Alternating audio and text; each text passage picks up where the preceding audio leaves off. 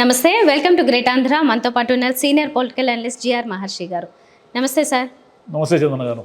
Sir, Mudragada గారిని ఆయన నివాసంలో కొంతమంది ముఖ్య నాయకులు, కీలక నేతలు, మిథున్ రెడ్డి నుంచి మొదలు పెడితే పిల్లి సుభాష్ చంద్రబాబు గారు, అలాగే దొరబాబు, తోట నరసింహ, ఇలా పలువురు కీలకమైన నేతలు కలిశారు. ఏం మాట్లాడారు? ఆయన ఏమన్నా వైసీపీలోకి వెళ్తారా? ఏం జరుగుతుందంటారు? అంటే ఇప్పటివరకు అయితే వీళ్ళు కలిసిన మాట నిజమే, కానీ ఆయన వైసీపీలోకి వెళతానని కానీ వెళ్ళనని కానీ మనకేం చెప్పలేదు. అంటే ఎవరికైతే బయట ప్రెస్కి కానీ బయటపడి. కానీ అక్కడ సమస్య ఏమిటంటే ఆయన కొంతకాలంగా ఒక రకంగా ఏమంటారు, అలకంటారా మీరు ఏమైనా అనండి, పవన్ కళ్యాణ్ పైన ఎందుకో ఆయనకి కొంత కోపం ఉంది.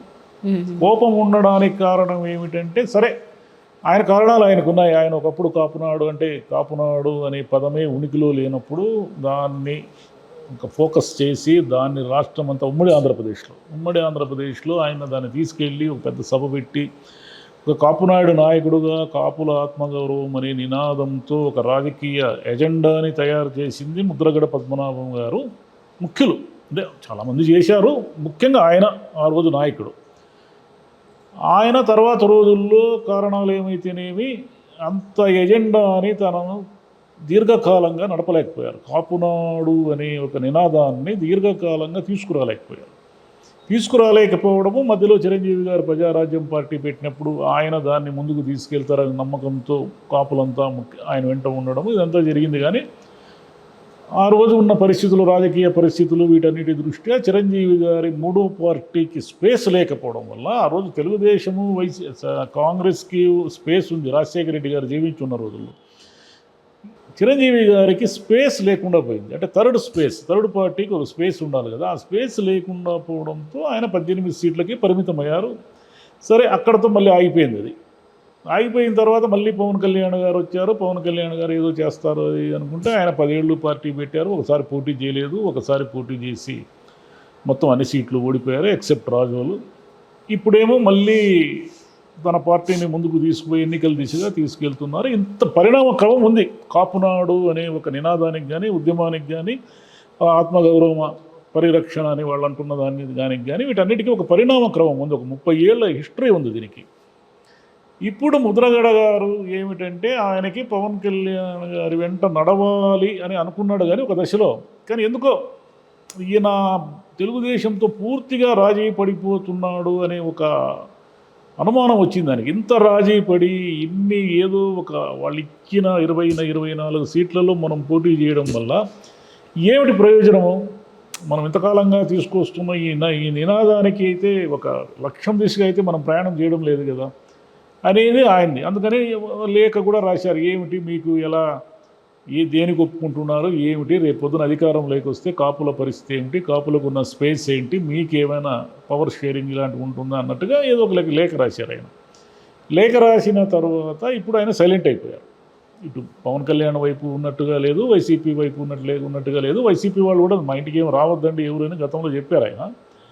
ఇప్పుడు వైసీపీ వాళ్ళు ఆయన ఇంటికి వెళ్ళారు అంటే ఆయన ఆమోదంతోనే వెళ్ళారా, ఊరికి ఒక నెగోషియేషన్ కోసం వీళ్ళు వెళ్ళారా అనేది ఒక క్వశ్చన్ మార్క్. ఇప్పుడు ఏమిటంటే, వైసీపీలో ఆయన చేరితే కాపులు మా పక్షాన ఉన్నారు, కాపుల్లో కీలకమైన నాయకుడు మా వైపు ఉన్నారు, మీరు అనుకున్నట్టుగా పవన్ కళ్యాణ్ వైపు లేరు అని ఒక మెసేజ్ పాస్ అవుతుంది. జోగయ్య గారు కొడుకు చేరాడు కాబట్టి మొన్న ముద్రగడ గారు కూడా చేరితే ఆయనకి బహుశా అక్కడే పిఠాపురం ఇంకోటి ఇవ్వచ్చు. అప్పుడు పవన్ కళ్యాణ్ పోటీ చేస్తే పవన్ వర్సెస్ ముద్రగడ పోటీ నడిచే అవకాశం కూడా ఉంది. అక్కడ టాక్ వచ్చింది, అలా టాక్ వచ్చింది. కాబట్టి ఆయన ఇంతవరకు నిర్ణయం ఏం ప్రకటించలేదు. కాకపోతే ఇంకా వారము, 10 రోజులు, 15 రోజులు మ్యాక్సిమం మీరు ఒక నెల అనుకోండి పోనీ.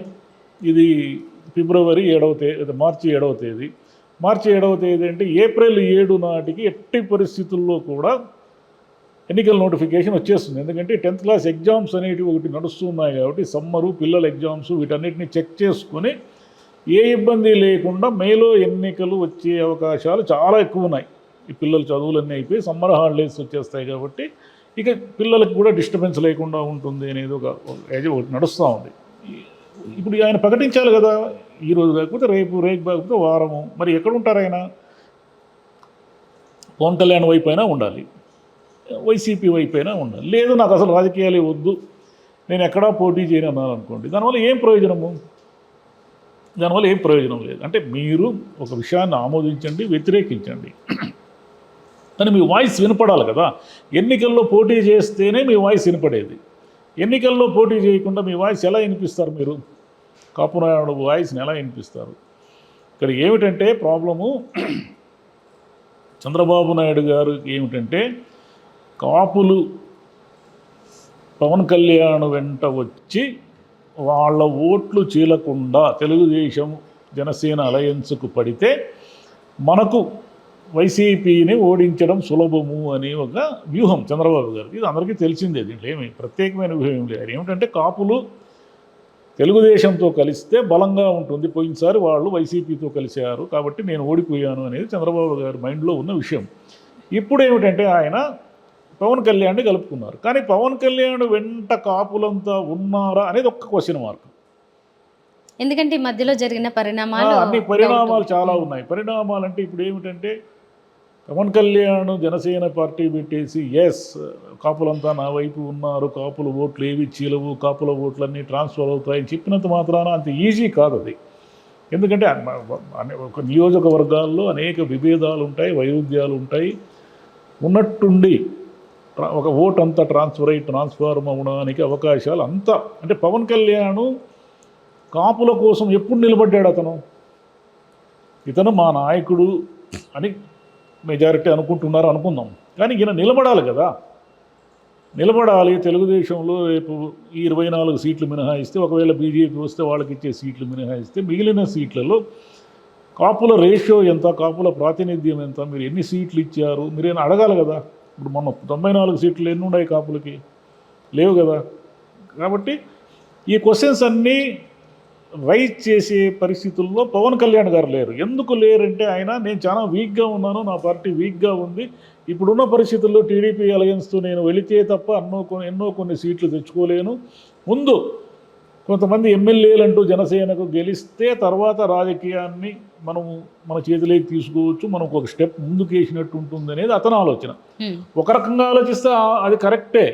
ఎందుకంటే మీరు జీరోగా ఉండే కంటే ఎన్నో కొన్ని తెచ్చుకోవడం బెటర్ కదా. ఇప్పుడు జనసేన వీళ్ళందరూ అన్నట్టుగా ఏదో లొంగిపోయింది అది ఇది అంటున్నారు కదా. ఇంకా అక్కడ ఆప్షన్ ఏముండదు పవన్ కళ్యాణ్కి, ఆప్షన్ లేదు. ఇక్కడ వీళ్ళు చెప్పే పాయింట్లు ఎంత న్యాయం ఉందో ఆయనకున్న పరిస్థితుల్లో ఆయనకు వేరే ఆప్షన్ లేదు. ఎందుకంటే ఆయన తెలుగుదేశాన్ని, చంద్రబాబు నాయుడు గారిని ముఖ్యమంత్రిగా గెలిపించడానికి, అంటే ఒకవేళ అలయన్స్ గెలిపించే దిశగా ఆయన తన పార్టీని తీసుకెళ్తున్నాడు తప్ప తన పార్టీని బలంగా నిర్మించే దిశగా కానీ, ఎప్పటికైనా భవిష్యత్తులో తాను ముఖ్యమంత్రి కావాలనే దిశగా కానీ ఆయన రాజకీయాలు చేయడం లేదు. ఆయన రాజకీయాలు చేయడం లేదు కాబట్టి ఊరికే ఇంకా ఆయన మీద ఒత్తిడి పెంచి ఆయన మీ ఎంట ఉండను అని అలగడం వల్ల కూడా ఏం ప్రయోజనం లేదు. మీ నిర్ణయాన్ని మీరు ప్రకటించుకోవచ్చు, ఎందుకంటే మీకు ఆ స్వేచ్ఛ ఉంటుంది. ముద్రగడ గారికి కానీ, హరిరామ్ జోగయ్య గారికి కానీ ఎప్పుడు స్వేచ్ఛ ఉంటుంది కదా. పవన్ కళ్యాణ్ వెంట మేము పలానా కారణాలతో వెళ్ళము, మా ఇష్టము, మేము వెళ్ళము, మేము వైసీపీతోనే వెళ్తామని కూడా చెప్పుకోవచ్చు వాళ్ళకి. మీరు తాగుడు మూతలు లేవు, ఇంకా టైం లేదు. ఇప్పుడు ప్రధానంగా ఏంటి సార్ అయితే ఈ మీటింగ్ విషయం ఏంటి? ఏమి లేదు. ఇప్పుడు ఆయన అనుమతి లేకుండా అయితే వీళ్ళేం ఆయన ఇంటికి వచ్చిండ్రు. ఎందుకంటే వైసీపీ నాయకులు ముందుగా చెప్పే కదా ఎవరైనా ఇంటికి వస్తారు. ఊరికి హఠాత్తుగా వచ్చి తలుపు తట్టి ముద్రగడ గారు మేము వైసీపీ నుంచి వచ్చాము, మనం రాజకీయాలు మాడుకుందామా అని అనలేరు కదా. ఒక సిస్టమ్ ఉంటుంది ఒక దానికి. కాబట్టి మేము వస్తున్నాము అన్నప్పుడు ఆయన నిజంగా ఇష్టం లేకపోతే మీరు రావద్దండి, నేను కలవదలుచుకోలేదు అనేస్తే వీళ్ళు రారు. కానీ ఇంటికి వచ్చారు, ఇంటి వరకు వచ్చారు, సమాలోచనలు జరిగాయి అంటే ఏమిటంటే బహుశా ఆయన వైసీపీ వైపు వెళతారేమో, వెళ్ళే అవకాశాలు కూడా మనం ఏం కొట్టిపారేయలేము. రైట్. సో చూద్దాం మరి అంటే ఈ మీటింగ్ యొక్క సారాంశం ఏంటి, ఎందుకు కలిసి లాంటివి ఏమైనా విషయాలు ఆయన బయటే చెప్తే తప్పితే మనకి తెలియదు. అన్ని సారాంశాలు వారం 10 రోజుల్లో తేలిపోతాయి. ఏమి గుమ్మనాలు, ఏమి గుడు పుటానీలు, ఏ పార్టీలోనైనా ఏమి నడిచినా కూడా ఇంకొక వారం 10 రోజుల్లో అందరూ తమ స్థానాలని సర్దుబాటు చేసుకోవాల్సిందే. వేసుకొని యుద్ధానికి సిద్ధం కావాలి. వైసీపీ భాషలో చెప్పాలంటే సిద్ధం అని అంటున్నారు కదా. కానీ ఇది కొంచెం చూడడానికి హాస్యాస్పదం కాదా సార్? ఇప్పుడు పవన్ కళ్యాణ్ గారు ఎక్కడ నిలబడతారో అక్కడే ముద్రగడ గారు ఆపోజిట్లో నిలబడితే కాపులకి అందరికి ఒక కన్ఫ్యూజన్ అక్కడ ఎన్ని మీరు అనేది పిఠాపురం కానీ లేదంటే ఆయన ఇంకొక నియోజకవర్గం అనుకుంటారు కదా భీమవరం, కానీ భీమవరంలో ముద్రగడ గారు నిలబడే ఛాన్స్ లేదు, పిఠాపురంలో నిలబడే అవకాశం ఉంది. ఎందుకంటే అక్కడ ఆయనకి కొంత బలం ఉంది ఆ నియోజకవర్గంలో. కాబట్టి పవన్ కళ్యాణ్కి చెక్ పెట్టడానికే ఈ ముద్రగడని పార్టీలోకి తీసుకొచ్చేసి ఇవన్నీ సమాలోచనలన్నీ జరిగాయని కూడా మనం అనుకోవచ్చు. ఎందుకంటే పవన్ కళ్యాణ్ గారు ఎక్కడ నిలబడినా గట్టిగా చెక్ పెట్టాలనే వ్యూహంతో వైసీపీ జగన్ గారు ఉన్నారు. ఆయన్ని ఓడించాలనేది వ్యూహం, ఆయన్ని లోకేష్ని ఓడించాలనేది ఆయన గట్టి వ్యూహం. సరే చంద్రబాబును కూడా ఓడిస్తామంటున్నారు కానీ చూడాలి. ఓకే, అది కొంచెం అతి ఆత్మవిశ్వాసం ఏమో అని మనకు అనిపిస్తుంది కుప్పంలో. ఎందుకంటే ఈయన 7 సార్లు ఎమ్మెల్యే, ఈయన స్ట్రాంగ్ పునాది.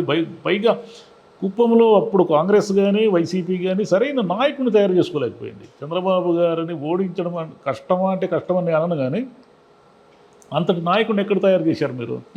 ఎప్పుడు అక్కడ నాయకులు మార్చి చంద్రబాబును సులభంగా గెలిపిస్తూ వచ్చారు. సో మొత్తానికి ఈసారి సీట్లు ఎంత గెలుచుకుంటారో దాంతోపాటుగా అసలు పర్సంటేజ్ ఎలా ఉంటుంది ముఖ్యమైన స్థానాల్లో అనేది కూడా కొంచెం ఆసక్తిగా ఉంది. చూద్దాం sir. Thank you. Thank you మా.